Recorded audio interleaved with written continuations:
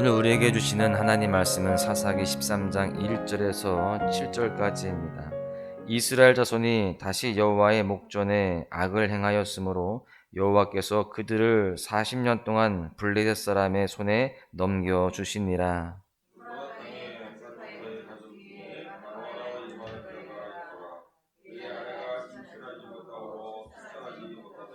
여호와의 사자가 그 여인에게 나타나서 그에게 이르시되 보라, 내가 본래 임신하지 못함으로 출산하지 못하였으나 이제 임신하여 아들을 낳으리니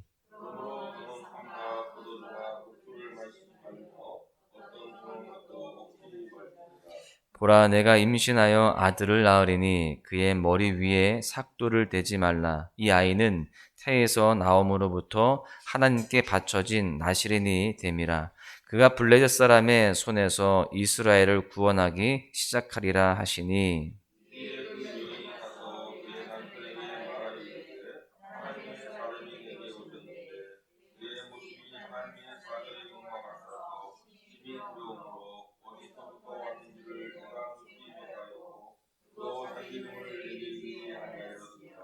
그가 내게 이르기를 보라, 내가 임신하여 아들을 낳으리니 이제 포도주와 독주를 마시지 말며 어떤 부정한 것도 먹지 말라. 이 아이는 태에서부터 그가 죽는 날까지 하나님께 바쳐진 나시린이 됨이라 하더이다 하니라. 아멘. 사람들은 다 각기 습관을 가지고 살아갑니다. 손톱을 물어 뜯거나 다리를 떠는 등의 사소한 행동의 습관이 있기도 하고요. 또 빈번히 늦잠을 잔다거나 또 나만의 몸을 씻는 순서를 정하는 것과 같이 삶의 패턴까지도 습관화하여서 살아가는 사람들도 있습니다. 그렇다면 습관은 무엇일까요? 잭 캔빌드라고 하는 사람이 미래를 여는 집중의 힘이라는 책을 썼는데요. 그 책에는 습관에 대해서 이렇게 정의하고 있습니다. 너무 자주 하다 보니 몸에 밴 일이라고 정의가 되어 있어요. 좀 더 설명하자면 습관은 지속적으로 반복되는 행동 양식이라고 말할 수 있습니다. 사실 새로운 행동도 꾸준히 반복하다 보면 자연스럽게 습관이 되는 것이죠. 그런데 중요한 것은요, 이러한 습관은 현재의 나의 모습이기도 하지만 미래를 만들어가는데 가장 결정적인 역할을 한다라고 하는 것입니다. 즉, 앞으로의 삶이 현재의 습관으로 결정될 수 있다라고 하는 것이죠. 여기에서 우리는요, 우리의 영적인 습관에 대해서도 깊이 묵상해 볼 필요가 있습니다. 이 시간 현재의 나의 모습이며 미래를 만들어갈 수 있는 믿음의 습관에 대해서 함께 나누고자 하는데요. 오늘 본문은 이스라엘의 영적 패역의 습관을 끊어낼 인물 삼손이 등장하고 있습니다.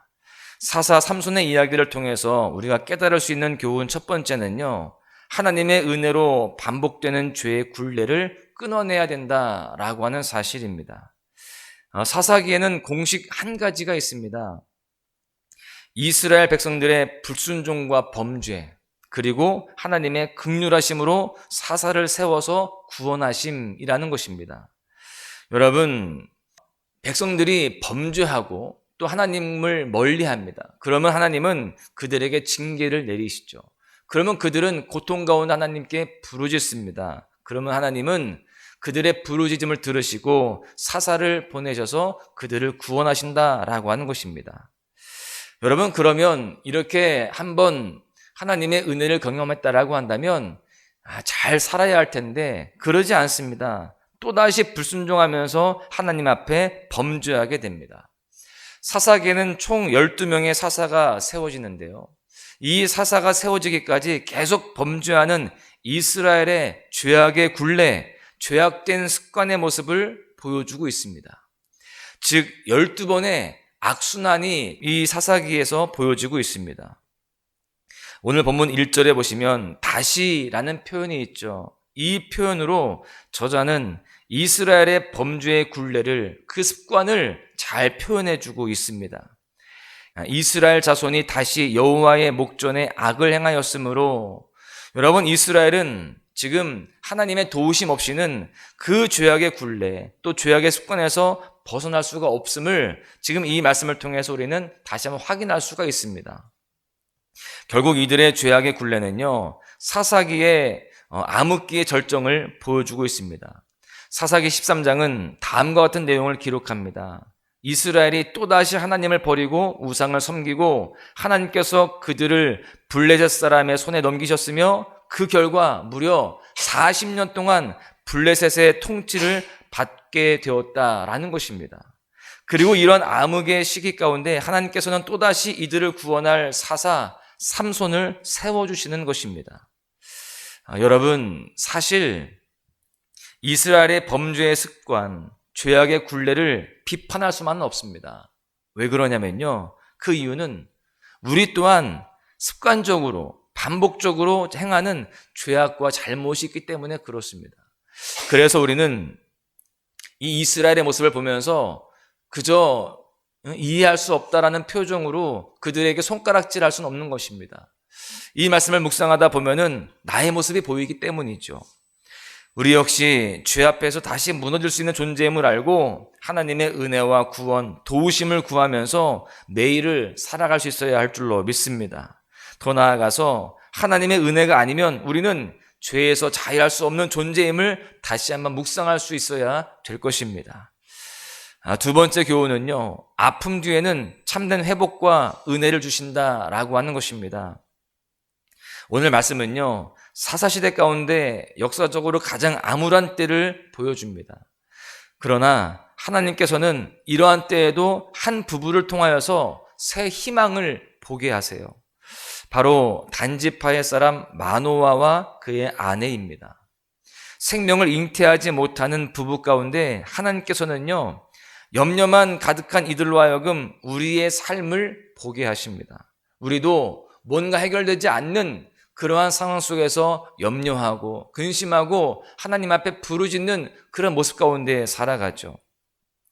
삶의 어려움과 고통, 보이지 않는 인생을 살아가는 사람들에게 소망을 주는 메시지가 바로 오늘 이 마노아 부부의 이야기이기도 합니다. 오늘 말씀해 보니까요, 하나님께서는 마노아 부부에게 여호와의 사자를 보내셔서 새 생명을 약속하시고 새 힘을 얻게 하십니다. 오늘 말씀 3절은 여호와의 사자가 임한 그 여인의 이름을 기록하고 있진 않아요. 이름 자체가 나오지 않습니다. 이건 역시 우리에게 큰 교훈이 됩니다. 하나님의 위대한 구원의 역사가 이름도 알 수 없는 이 여인으로부터 시작하고 있음을 보여주고 있는 것이죠. 하물며 택하신 그 하나님의 백성들이 고통 가운데 있고 또 하나님께 부르짖는다라고 한다면, 마음이 아파서 괴로워서 힘들어서 그렇게 주저앉고 있다라고 한다면 하나님께서 그냥 두시지 않는다라는 것이죠. 택하신 백성, 하나님의 자녀인 우리는 하나님께서 친히 임하셔서 우리 인생 가운데 반드시 은혜를 허락하신다라고 하는 사실입니다. 오늘 본문에 이름 없는 여인으로 하여금 이스라엘의 사사 중에 가장 힘이 센 삼손을 낳게 하셨습니다. 마찬가지로 비록 우리가 삶 가운데에 어려워하고 또 힘겨운 그런 상황 가운데 있다 할지라도 하나님은 우리에게 찾아오셔서 참된 그 은혜와 승리를 또 회복을 경험하게 하실 줄로 믿습니다. 그 사실을 우리가 깊이 깨닫고 어떤 상황에서도 낙심하지 아니하고 믿음으로 주님 앞에 나아갈 수 있는 귀한 삶이 되어야 할 줄로 믿습니다. 하나님의 은혜는요, 크고 놀랍습니다. 주님은 세상에서 가장 탁월하고 뛰어난 사람이 아니라 부족하고 연약한 사람들을 택하시고요, 그들을 사용하시는 것입니다. 이러한 주님의 역사는 오늘도 동일합니다. 다만 우리가 함께 기억해야 될 것이 있어요. 하나님께서 이스라엘의 새 희망이자 구원을 이끌어갈 삼손을 잉태하고 출산하기까지 마노아의 아내에게 요청하신 것이 있습니다. 그것은 바로 거룩해야 된다라는 거예요. 거룩은 세상과 구별되는 온전함을 뜻합니다. 하나님께서는요, 삼손을 나실인으로 구별하여서 하나님께 드리기를 원하셨습니다. 하나님의 위대한 역사를 위해서 포도주와 독주를 마시지 말며 삭도를 대지 않아야 하는 구별됨으로 자신의 일을 감당하기를 원하셨습니다. 우리도 또한 사람의 어려움과 고통 속에서 더욱 거룩한 성도의 모습을 지켜나가야 할 줄로 믿습니다. 이렇게 늘 주님 앞에 하루의 첫 시간을 드리며 또 소망의 묵상으로 하나님과 늘 교제하는 이러한 거룩함, 그 가운데에 더욱더 주님의 뜻을 따라 살아가는 그러한 하나님의 백성다운 모습이 있어야 된다라고 하는 것입니다. 그럴 때 하나님께서는요, 그 거룩함을 통하여서, 그 구별된 삶을 통하여서 주님의 형상을 닮아가는 그러한 몸부림 속에서 하나님은 놀라운 역사를 이어가실 줄로 믿습니다. 결론의 말씀을 드립니다. 우리는 매년 새해가 되면 운동하는 습관을 만들기 위해서 많이 노력합니다. 어떤 사람들은요, 아침에 조깅을 하고 또 수영과 헬스 등을 하기도 합니다. 심지어 이용권을 끊어가지고요, 돈을 줘서 그렇게 자기의 대가를 치르면서 꾸준히 운동하는 습관을 만들려고 노력합니다. 작심삼일이라고 하는 표현을 무색하게 만들기 위해서 심지어 주변 사람들과 약속을 하기도 합니다. 내가 이제 이렇게 할 건데 네가 나를 좀 지켜봐줘, 이런 것이죠. 그리고 목표를, 자신의 계획을 SNS에 공개적으로 발표하면서 스스로 그 습관에 동기부여를 만들어가는 노력들도 합니다. 여러분, 죄로 어두운 시대에 죄의 굴레를 벗어나고 믿음과 거룩함으로 승리하기 위해서 우리 그리스도인들 역시 이와 같은, 아니 이보다 더 큰 노력들을 해야 되는 것입니다. 다만 노력은요, 우리의 힘이 아니라 오직 하나님의 은혜가 있을 때 얻을 수 있는 힘임을 기억해야 됩니다. 내 의지만 가지고는 안 된다는 것이죠. 그래서 우리는 늘 기도함으로 주님의 도우심, 성령님의 도우심을 의지하고 구해야 되는 것입니다. 여러분, 혹시라도 늘 타협함으로 무너져 내리는 죄의 영역이 있다라고 한다면 하나님께 도움과 은혜를 구하시기를 소망합니다. 더 나아가서 가장 어두운 때에 거룩함을 지켜내는 구별된 성도에게 다 알 수 없는 가장 큰 희망과 회복을 주시는 하나님을 바라보시기를 바랍니다. 거룩한 성도의 아픔과 노력 뒤에는 참된 하나님의 회복과 은혜가 있음을 기억하시기를 간절히 축복합니다.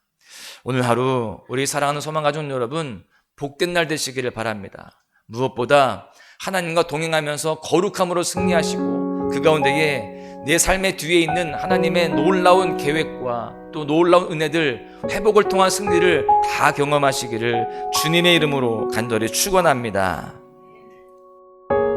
예수 열방의 소망, 예수 우리의 위로자, 주는 온 땅에 영원한 소망, 예수 어둠 속의 빛, 예수 변함없는 진리, 주는 온 땅에 빛이 되시네. 우리 위해 죽으시고 다시 사신 생명